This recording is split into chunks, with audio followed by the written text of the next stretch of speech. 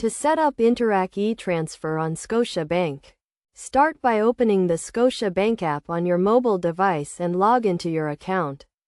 Once logged in, your home page will display various options, including the Move Money option, which is typically located at the bottom of the screen.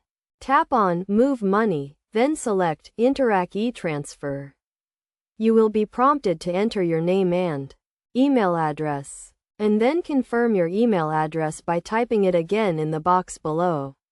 Tap the Register option, located at the bottom of the screen, to proceed. After registering, you will be directed to a page where you can initiate an Interac e-transfer.